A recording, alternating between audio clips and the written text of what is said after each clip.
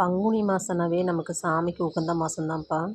அந்த மாதம் பார்த்திங்கன்னா திருச்சியில் ஒவ்வொரு தெருவுலுமே சாமிக்கு பூஜை செஞ்சு சாமியை ஊர்வலமாக கொண்டு போவாங்க. ஸ்ரீரங்கத்தை பொறுத்தவரையும் எங்கிட்ட பார்த்தாலும் அது நடக்கும். அந்த ரோட்டில் போகும்போதெல்லாம் சாமியை ஊர்வலமாக கொண்டு வருவாங்க.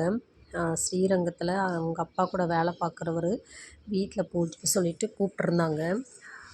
டியூட்டியெல்லாம் முடிச்சுட்டு ஒரு 8:30 மணி போல் கிளம்பி வந்து 9:30 மணி போல் தான் நாங்கள் கிளம்பியே போனோம். போய் பார்த்தா சூப்பராக இருந்தது. சாமி மாதிரியே வேஷம் போட்டு அவ்வளோ அழகாக ஆடினாங்க. அவ்வளோ நேரம் நாங்கள் பார்த்துட்ருந்தோம். பசங்களுக்கு பார்த்திங்கன்னா அது புதுசாக இருந்தது. பார்க்க பார்க்க அவ்வளோ சந்தோஷமாக இருந்தது. பார்த்திங்கன்னா பூஜையெல்லாம் முடிச்சுட்டு அன்னதானத்தை முடிச்சுட்டு நாங்கள் கிளம்பி வர்றதுக்கு வீட்டுக்கு 11 மணி ஆச்சு. நாங்கள் டேரெக்டாக ஸ்ரீரங்கம் கோபுரத்தை பார்த்துட்டு தான் இவங்க வீட்டுக்கே கிளம்பி போனோம். அந்த கோபுரத்தை நைட்டில் பார்க்கும்போது அவ்வளோ அழகாக இருந்தது.